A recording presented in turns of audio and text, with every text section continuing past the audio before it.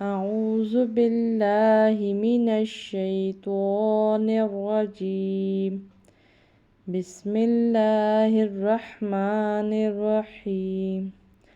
लाम पढ़ी ज़बर ला, हा पढ़ी ज़बर हा, लाहा बा दो ज़ेर बिन, लाहा बिन, आगे वक़्फ़ लहब।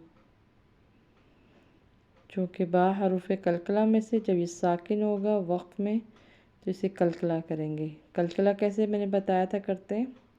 कलकला का मतलब होता है लफ्ज़ को हिलाना। हिलाते कैसे?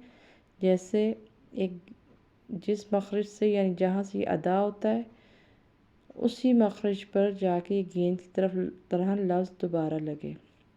लहब, लहबिन, आगे वक़्फ़ लहब। अल्लाह हाफ़िज़।